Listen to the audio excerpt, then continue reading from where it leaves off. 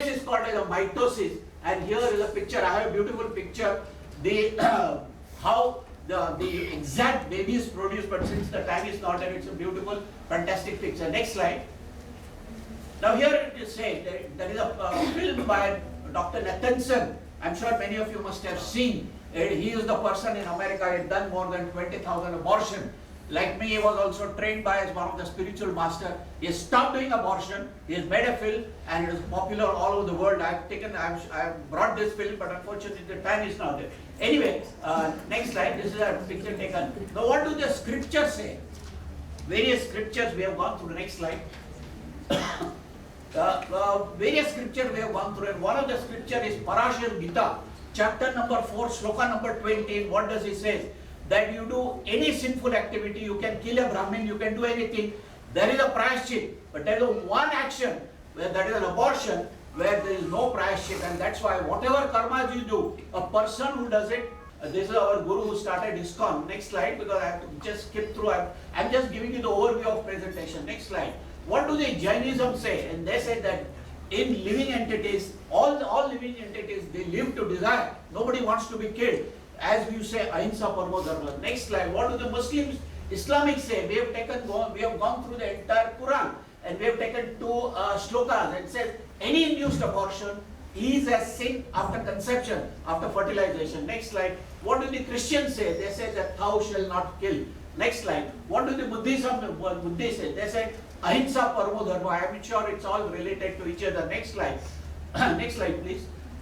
What do the various religions? We have taken this thing concept from all the religions, and they say that the right to take or give a life is decided by the Almighty, not by you and me. You cannot decide on somebody else's life. And very important, it is very important that if you cannot give life to anybody, you have no business to take away anybody's life. Next slide. What do our Prime Minister says? And we have put in Indian Express. He says today selective selection of a female baby in Gujarat, in Rajasthan, in Haryana. If you see the number of male babies and female babies which are born, it's a horrifying thing. And after 10 years, the boys will not get girls to get married, because the ratio is so changing. For every 1,000 males which are born, there are 835 females. I'm sure you must be reading and all. I did not tell you all those things. But even a Prime Minister has realized that doing an abortion. I'm going one step further. It's not selective female killing, but it's a selective. I'm telling that abortion is a murder. Next slide.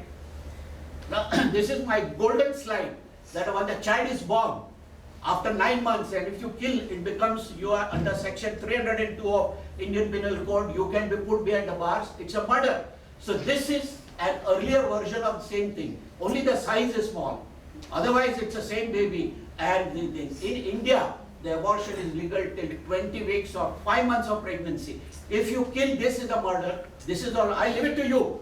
You are all educated, highly educated, intelligent people. And if you kill, this is a murder, whether this is a murder or not. Next slide.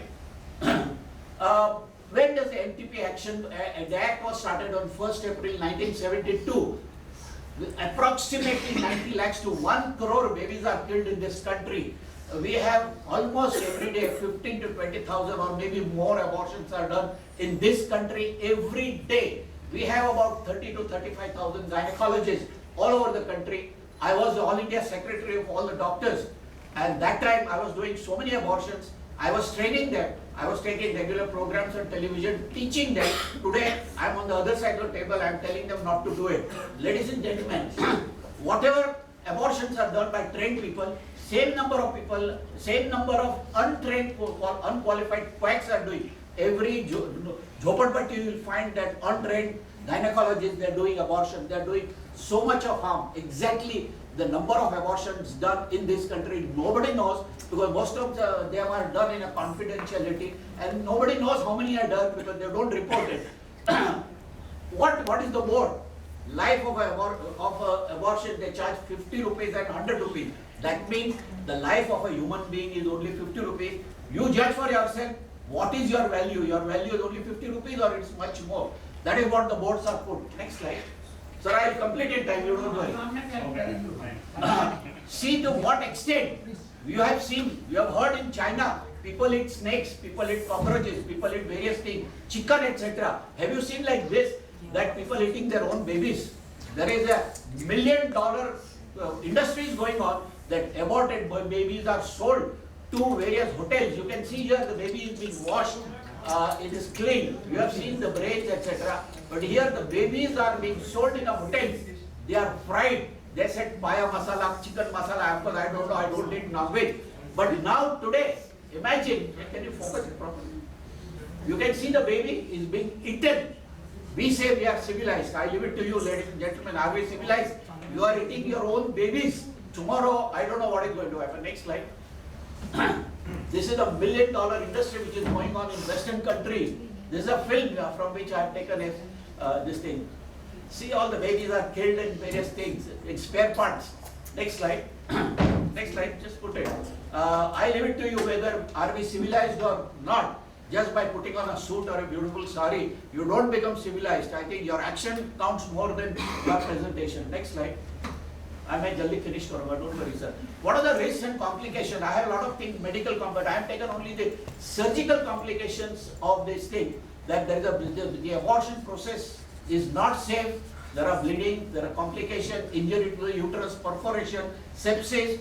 There are women after abortion, they don't conceive, infertility. People, there are so many women, they go into psychological, mental breakdown because they feel that, there's a feeling of guilt that I have killed my own child, and that remains for a long time. There's a breakdown. Next slide.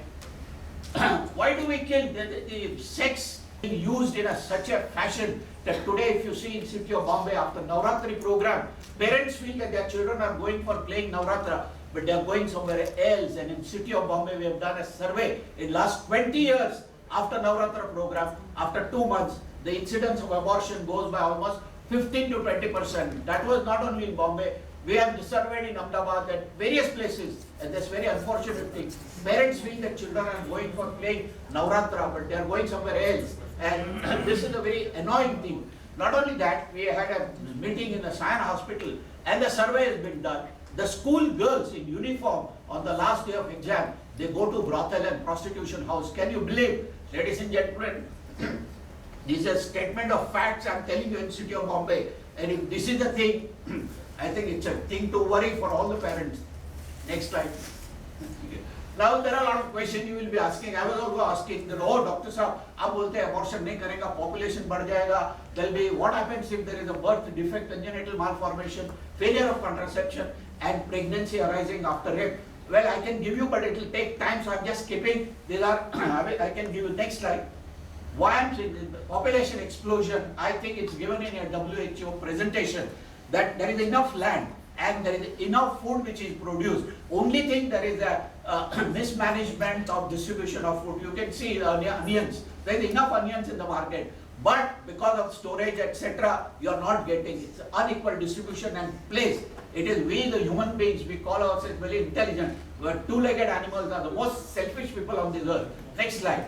So there is enough for this thing. Now here is an 85-year-old woman. She is 85. She has lived a very fantastic life. She is sick now. She is admitted in a hospital. She wants to live. But that poor child in an abdomen who is fine, you are killing them. Now I leave it to you. Millions of dollars are spent in a hospital to make a heart hospital, cancer hospital. She is not going to live for about 6 months or a year, but still she wants to live. If she wants to live, why not? I am asking you a question. Why that innocent child in an abdomen should not be? Now some people are asking that, oh, population control. I say that, I'm not saying, please don't quote me. Why not kill all people, senior citizens above 75,000? We will be able to control the population. I'm not telling, please don't quote me. But you are killing those innocent children. Am I right or no? Yeah. Next slide. Now here is a congenital malformation, birth defect. Today the science has advanced so much that inside the uterus, when the pregnant woman, the baby is pregnant, the woman is pregnant, you can treat the malformations. Almost 95% of the patients can be treated. Only 3 to 5% were very, very severe cases they need. But today the way in which people are doing abortion left and right, it is an annoying thing. Suppose, 2 minutes. Suppose if I say that if the child which had a defect, which is born and come outside, and afterwards you find that the child has defect, are you going to kill that child? I leave it to you. No, you cannot kill the child. Next slide. Sir, just give me 2 minutes. Pregnancy. Chalo, next slide. Let's. I don't want to embarrass the honorable chairperson. Now, I'll finish. This spread, in the Western countries, there is a lot of awareness program going on against abortion. They've realized that there is a pro-life. I'm sure you must have seen on pro-life thing. We have started, next slide, come quickly. We have started in our hospital. We are doing it for the last 18 years. We are doing this program. We have trained a lot of doctors, nurses. There are a lot of massive awareness programs going on. Huh? Sure. Thank you. Yes. No, this is because I have nothing. If you say I will shut up and get out, but I want to give because there are a lot of, I see a lot of people with black hairs, young people are there. Their message has to go there. And this is, the program is initiated by our Maharaj. He's a brilliant, fantastic person. I'm sure you must have heard every day comes on television. But today he's in Europe and it's very difficult to get him. And we have been doing this program. He's our director. He has been giving us a lot of support. Next slide. Next one. Here is the person. This is the idea came from 18 years back where I was undergoing study in Bhagavad Gita and Srimad Bhagavatam. He called me and this is the entire credit goes to him. We are only the instrument, we are working for him. Next slide. I'm finishing. This is the hospital where we work. Next slide. I'm saying that here is the innocent child. And why do we kill that innocent child? The child is not able to speak. If you have guts, you fight with your equivalents. We are fighting with those children, innocent people who cannot speak. Next slide. Suppose I am telling you, sir, ladies and gentlemen, all of you, when our parents, suppose you and I, when we were in our mother's womb and our parents had decided to abort, do you think you will be sitting here today? Yes or no? Give an honest answer. Put your hand on your heart and say that if your parents had done an abortion when you were in your mother's womb, do you think you would have been present here with the fashionable clothes and all? No. Then I don't think our parents were that rich and but still they took that liberty, they took care of us, they have given us birth. I think it's our duty, change our attitude that every child has to live. I'll just finish in 2 minutes. Next slide. Almost coming. The child says, "Mujhe bachao, mera kya kasoor?" He is not able to speak. We are speaking on his behalf. Next slide. These are all children. See the innocence. These are the flowers of life. Next slide. Next. If you are convinced, ladies and gentlemen, out of maybe 100, 200, even if 2 people are really convinced, and if you can take up this, I will be more than happy if you can save 1 life. Next slide. Please join us. To summarize, that if you cannot give life, you have no right to take anybody's life. Every child is a gift of God. Every fetus has a right to live. Fetus has no role to play. It is a husband and wife who are joined. The person who should be punished is the parents. I can find in our analysis that almost 6 to 20% of the women, either they are unmarried, they are widows, they are call girls, prostitutes, etc. I mean, the incidence is rising so much, it's an alarming thing. Next time, and as I said, our parents had decided you and I would not have present. In our program last 4 years, these 3 Jain Maharajas, they have seen and we have blessings. Except our ISKCON, we were never going. For last 8 years, we are going all out. We take lectures in the churches also, Catholic Church, they are also extremely happy. They want us to join this program. Just 3 pictures. Next slide. He is the person, Rajya Sureshwar Maharaj. He was here in Bombay 4 years back. I just met him and he says, "Doctor, you are doing a great work.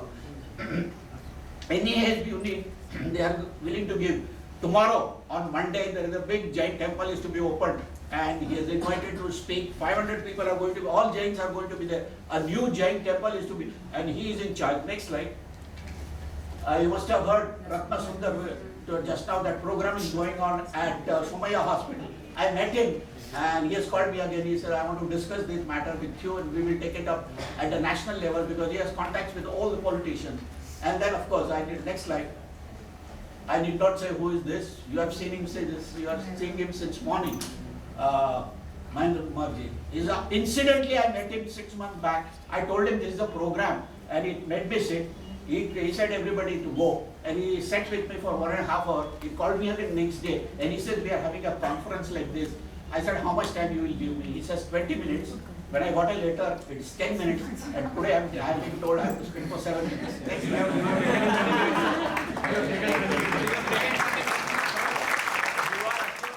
The next speaker for this session is Dr. Namita Nimawkar from the Department of Philosophy, University of Mumbai.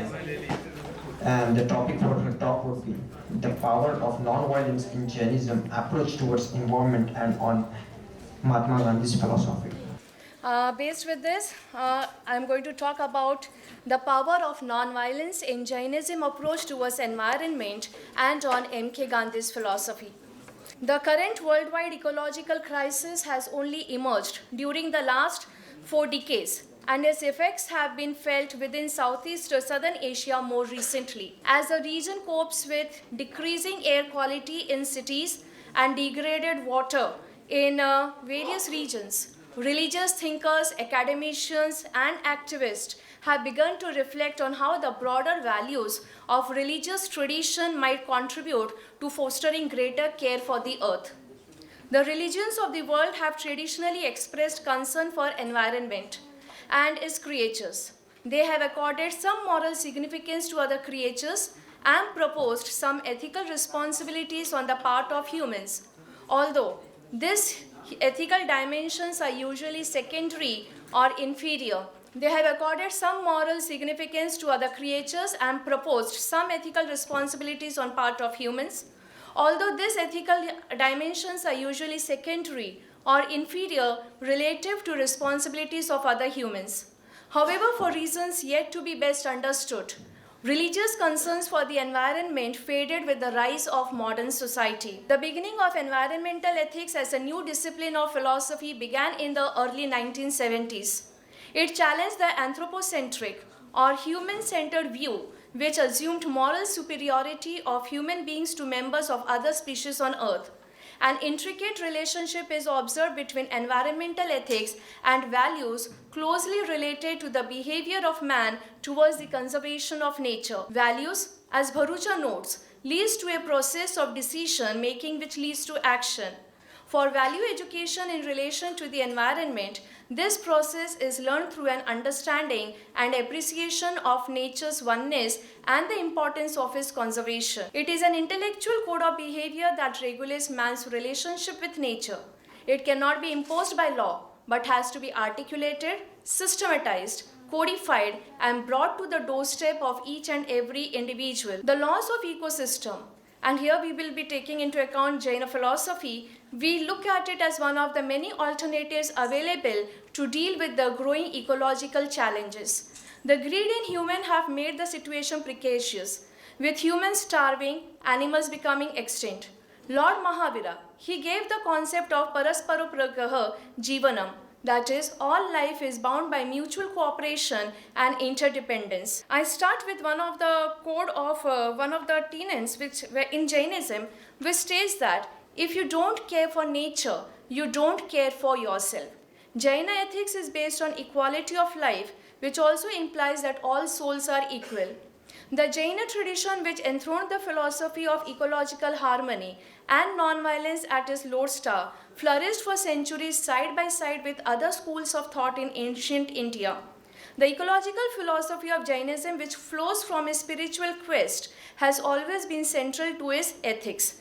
I will be just pointing out that what are the various tenets which I want to emphasize upon rather than going into the details of it. Ahimsa, that is non-violence. The Jaina ecological philosophy is virtually synonymous with the principle of ahimsa, which runs through the Jaina tradition like a golden thread. Ahimsa paramo dharma, non-violence is the supreme religion. Other quote, there is nothing so small and subtle as the atom, nor any element so vast as space. Similarly, there is no quality of soul more subtle than non-violence and no virtue of spirit greater than reverence for life, unquote. Ahimsa is a principle that Jains teach and practice not only towards human beings but towards all nature. It is an unequivocal teaching that is at once ancient and contemporary. The scripture tells us, I quote, all the arhats of the past, present, and future discourse counsel, proclaim, propound, and prescribe this in unison. Do not injure, abuse, oppress, enslave, insult, torment, torture, or kill any creatures or living beings, unquote. In this strife-torn world of hatred and hostilities, aggression, and of unscrupulous and unbridled exploitation and consumerism, the Jaina perspective finds the evil of violence writ large. The teaching of ahimsa refers not only to wars and physical acts of violence, but to violence in the hearts and minds of human beings. Their lack of concern and compassion for their fellow humans and for the natural world. Ancient Jain text explains that violence or himsa is not defined by actual harm, for this may be unintentional. It is the intention to harm, the absence of compassion that makes action violent. Without violent thought, there could be no violent action. When violence enters a thought, we remember Tirthankar Mahavira's words. I quote him, "You are that which you intend to hit, injure, insult, torment, persecute, torture, enslave, or kill," unquote. The other tenet which is of importance from the environmental ethic point of view is Parasparo Pragraha Jivanam, that is interdependence. Mahavira proclaimed a profound truth for all times to come when he said, "One who neglects or disregards the existence of earth, air, fire, water, and vegetation disregards his own existence, which is entwined with them." Jaina cosmology recognizes the fundamental natural phenomena of symbiosis or mutual dependence, which forms the basis of modern day science and ecology. The ancient Jaina scriptural aphorism, that is, all life is bound together by mutual support and interdependence, is refreshingly contemporary in its premise and perspective. It defines the scope of modern ecology while extending it further to a more spacious quote-unquote home. It means that all aspects of nature belong together and are bound in a physical as well as metaphysical relationship. Life is viewed as a gift of togetherness, accommodation, and assistance in a universe teeming with interdependent constituents. The third one, which I will be quoting here, is Anekantvada, the doctrine of manifold aspects. The concept of universal interdependence underpins the Jaina theory of knowledge known as Anekantvada, or the doctrine of manifold aspect. Anekantvada describes the world as a multifaceted, ever-changing reality with an infinity of viewpoints depending on the time, place, nature, and state of the one who is the viewer and that which is viewed. This leads to the doctrine of Syadvada or relativity, which states that truth is relative to different viewpoints. What is true from one point of view is open to question from another. Absolute truth cannot be grasped from any particular viewpoint alone, because absolute truth is the sum total of all the different viewpoints that make up the universe. Because it is rooted in the doctrines of Anekantvad and Syadvad, Jainism does not look upon the universe from an anthropocentric, ethnocentric, or egocentric viewpoint. It takes into account the viewpoints of other species, other communities, and nations, and other human beings. The next one which I would be talking about is Madhyasthata or equanimity. The discipline of non-violence, the recognition of universal interdependence, and the logic of the doctrine of manifold aspect leads to the avoidance of dogmatic, intolerant, inflexible, aggressive, harmful, and unilateral attitudes towards the world around. It inspires the personal quest of every Jain for Madhyastha towards both Jiva and Ajiva. It encourages an attitude of give and take, of live and let live. It offers a pragmatic peace plan based not on the domination of nature, nations, or other people, but on equanimity of mind devoted to the